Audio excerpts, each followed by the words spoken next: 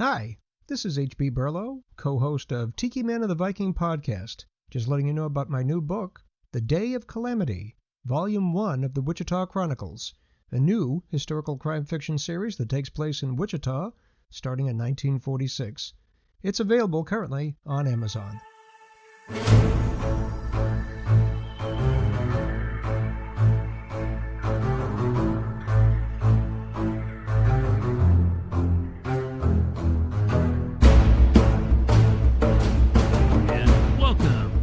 Tikiman and the Viking. He is the Viking. I am William Bryan Johnson, author of Hell to Pay and The Dark Cry of Aristid, and he is the Tiki Man. And I am H.B. Burlow, author of the Ark City Confidential Chronicles and the new book, The Day of Calamity, Volume 1 of the Wichita Chronicles, to be released on November 29th, 2023. Are you doing pre-sales on that?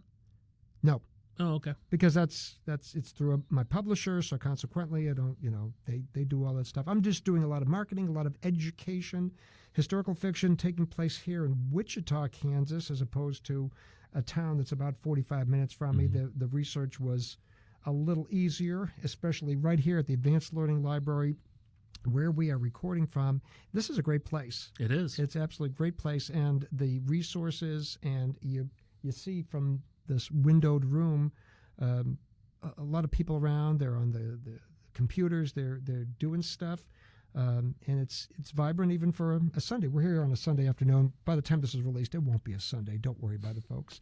We have talked about the writing process and characterization and setting and the hero's journey. The plot. But after you get to the end of that first draft, you've got to edit.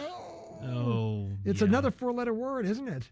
I think this is the reason why editors can charge so much. Yeah. Nobody likes to do it. They have the skill set for that. Now, there's so many different approaches to editing, and it's in part based upon how you have written the book. In a previous episode, I discussed a new concept called the sculptor versus the potter. The sculptor is the person that takes that big chunk of marble and chips away at it. That would be somebody that would maybe start off with a 90, 100, 150,000 word first draft. Me, on the other hand, I'm the potter. I'm starting out with the base of the vase, and I'm building it up, and then maybe afterwards I add on the handle or the lip for the cup so it can pour easily and so forth. The way that you write, in some small fashion, determines the way in which you edit. Right, and coming from kind of a background of educational writing, I've always been a fairly concise writer, and I think when I write, I'll end up with generally not too much that I'm cutting. There has been times, my third book, I tried to get it down to novelette or a novella length and ended up cutting 8,000 words. Whoa. And it was only 4,500 to begin with. That hurt. Yeah. That really hurt because I was killing my darlings in that. Does that change the way that you write? Very much so. It completely, I felt, changed the story because it went from one track versus going off into 3 tracks like my original story did. So, again, how you edit is directly related to how you write. Now, me, I am happy just to get 50,000 for the first draft. I'm there to tell the story, get to the end, get to that resolution, all that falling action and the resolution we talked about earlier, and I've told the story. Now, it is thin. It's like a one slice of ham on a one piece of bread sandwich. It's not filling whatsoever. That is the world's saddest deli right there. Yeah, there. right there. And from a Jewish guy who likes a good delicatessen, let me tell you. So for me, I put aside 2 or 3 weeks, and the next draft or the next 2 drafts are going chapter by chapter, detailed, focused, blowing it up like a balloon, checking for where the dialogue could be fleshed out, the descriptions, and what I call attitude. My series have been in first person. Right. So I'm infusing the character's voice and that certain degree of snappy commentary or opinion about somebody that he sees or has just encountered. So I get roughly from the first 50,000 up to 65 or 70 by the time the second or the third draft are done. But wait, there's more. There's more. Because I've been working with the same publisher for 4 books and now this 5th book with this new series. I've worked with the same editor on 4 of them. Mm-hmm.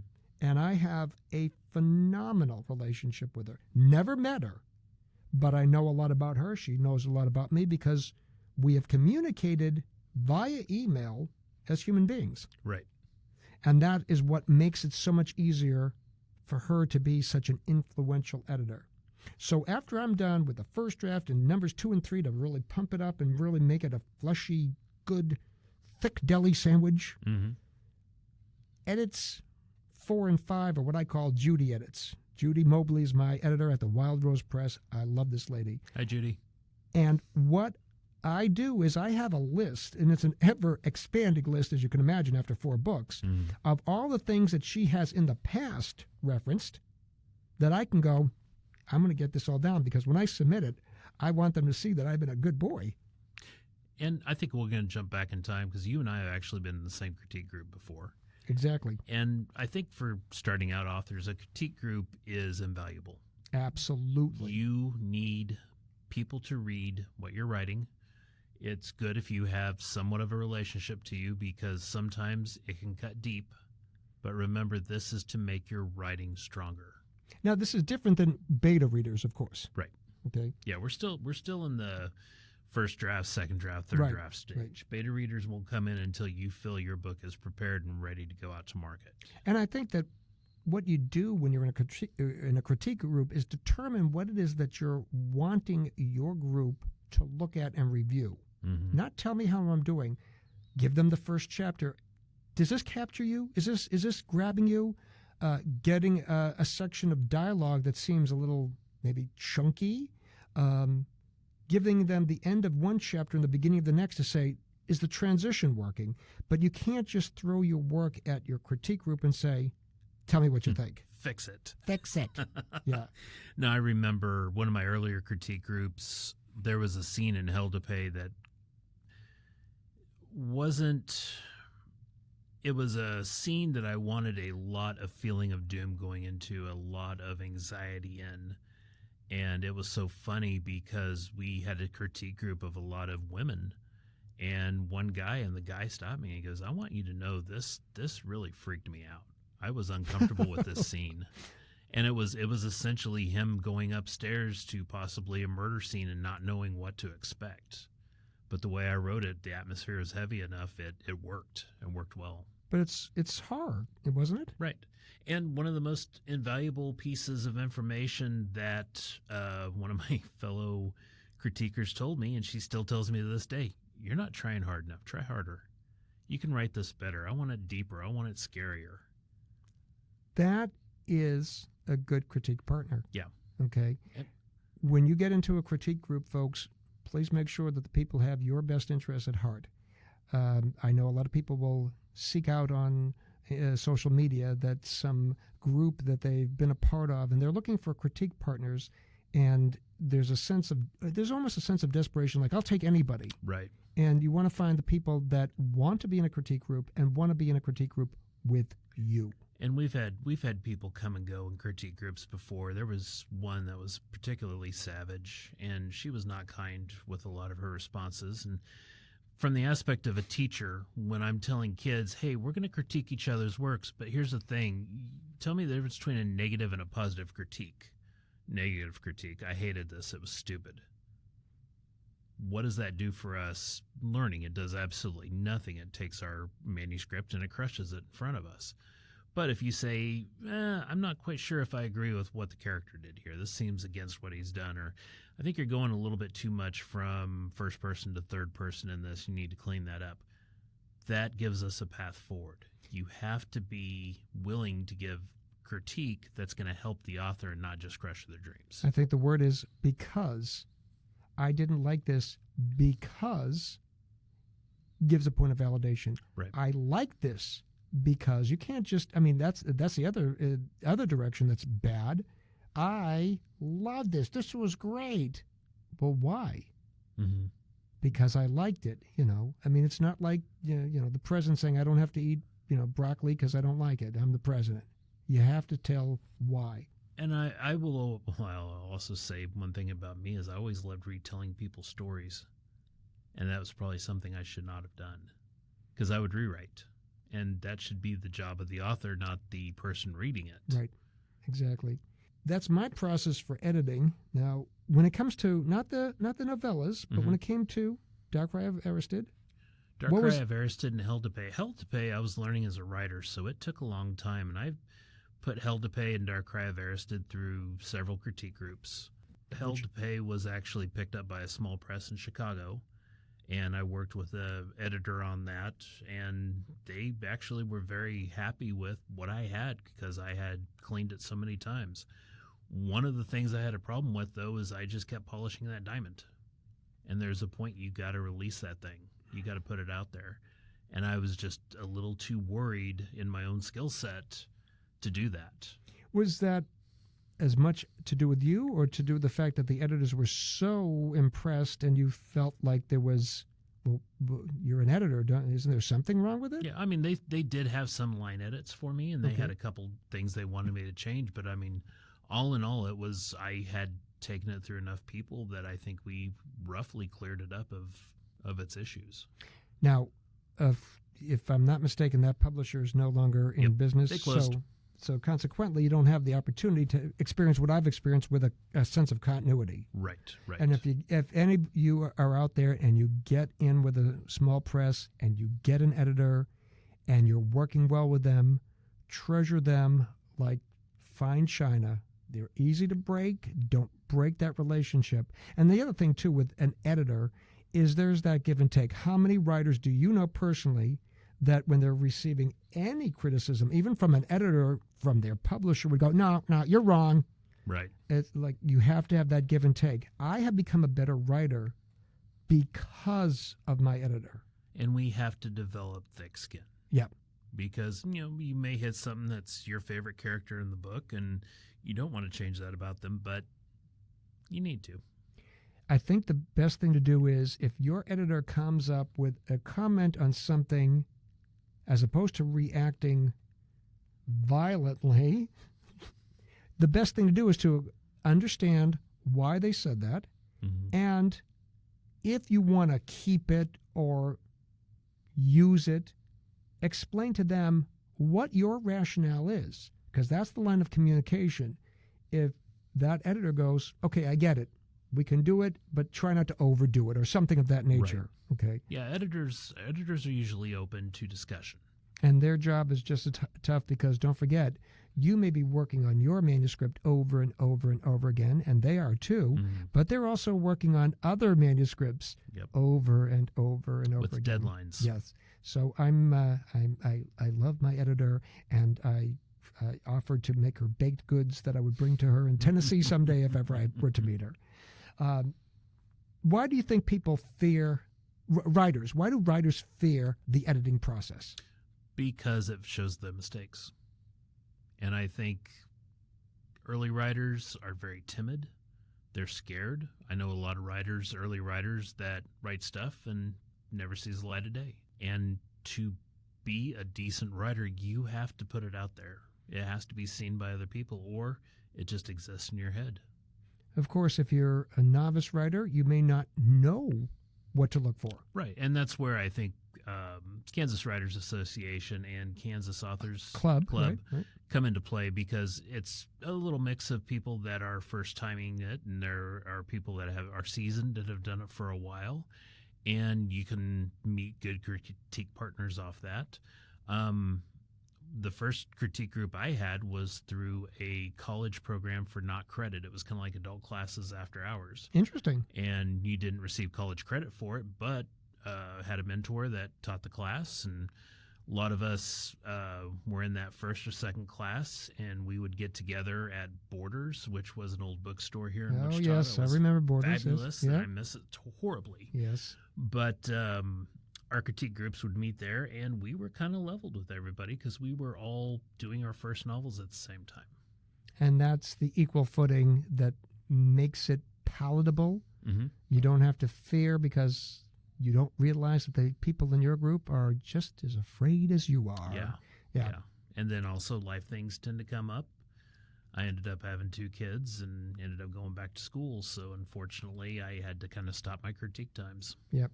It is, to be a writer, as we've discussed, takes an awful lot of commitment and dedication that has to be woven into the fabric of your life. Right. I remember one time thinking that writing was just another task that I had to perform. Mm-hmm. Okay? If I had to bring down the load of laundry to the basement for my wife, that's a task. If I have to mow the lawn, that's a task. You have to make time to do all your tasks. Right. And we've talked, our interview with April, talking about the perfect time to write. Well, the perfect time to write is not always the perfect time in your life. So Right. you have to take whatever time you can. So if you're going to be a writer, know that there's life, there's writing, and you shouldn't feel bad about either one Right. because they're both important. And one thing is, though, make it a habit. Yes. Make a time that you're sitting down and you are actively opening a computer and trying to write something. Don't have TV going on in the background because you're going to fall into it. Give it your attention. Do it a certain amount of time a day, which is stuff I need to live by sometimes. Yes. Yes. And get stuff done. Well, think about doing a podcast. Oh, what yeah. time you have to take to do that? Exactly. Exactly, indeed. And I will also say, with me, I kind of like what April was saying. I have a certain time I like to write. I like to write early in the morning up to 10 a.m. I like to write late at night, 8 p.m. to whenever. I mean, there's been times I've stayed up all night writing at 4 o'clock in the morning. Those are perfect times for me to write. If I go past that 10 a.m. time, it's kind of interesting because my brain starts kind of shutting down. If I want to do something very logical like edit, I'm really good from about 10 to noon and then from about 2 to 4. Those are kind of almost my circadian rhythms to being able to do that. Anytime outside of that, I tend to fight other things. Like my attention is kind of being drawn elsewhere. And it's funny, too, because for me, it's completely different. Everything in my life, Monday through Friday, is focused on the job. So getting up, having a workout, making sure that I'm prepped for dinner because I do all the cooking. Mm-hmm. When I come home, the wife comes home, we're having dinner, I clean up maybe 6:30. If it's writing time, then I'm writing for about an hour and a half. But I've also have to have my decompress time because I'm in customer service and I Right. need to, granted, writing crime fiction does help when you work in customer service. We're not saying anything. Mm-hmm. But that's my quote-unquote only time to write. So in my case, it's not a preferred time. It's when I have time, and that's when I plug myself in. Mm-hmm. And that's when I have to get it done. On the weekends, I might have the opportunity to do a couple of hours editing or something of that nature. But folks, if you're a writer, find the time, make the time, plug yourself in when you have. I'm not in the mood to write. Okay, then edit. I'm not in the mood to edit. Then read. Mm-hmm. I find that if I'm not writing or editing, reading is important, and I usually am reading 4 different things all at once. Yeah, that's me too. I'll have books all over the house, and it just depends on where I'm at. And that's important there. So don't be afraid of the editing process because what you're trying to do is polish and get it ready for printed release, publishing, publication, whether you are with a small press, whether you're with, God bless you, a large press, whether you have an editor, whether you don't, you're wanting it to be the best work possible, but you're also needing to let that baby go out into the world. Right, and you have to let other people read it. I think the critique group was the excellent idea from that standpoint. Yep. So I hope you're all ready to edit your first drafts. Yes? Anybody? Crickets. They're not responding. Yeah, I know. Yeah. I know. But, and I will say, neither of us really have the time for critique groups right now, so don't send your works to us. Yeah. It's great. Yeah. Keep doing what you're doing, but we can't read them right now. Right now, we're busy talking to you folks about what you need to do to be better writers. So, And if you have questions, comments, concerns, contact us at TikimanViking@gmail.com, and we can help answer some of those questions. be a pleasure to do so. Let us know that you're out there and let us know what you need to hear from us. We have some interviews with local writers and local creatives coming up, as well as some from around the country, and if we're lucky, one that's international. So we're going to continue on doing this. We have a lot more things to talk about and a lot more people to tell you what's going on in their world. Hopefully you all become better writers and better creatives from this. And if there's a subject you want us to approach, let us know. Absolutely.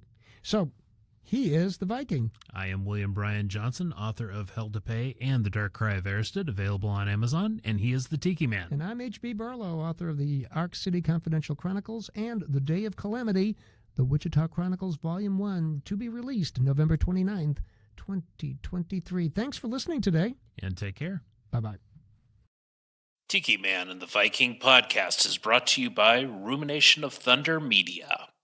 The following intro and outro music was used for this media project. The music Find Them by Alexander Nakrata. Free download from filmmusic.io.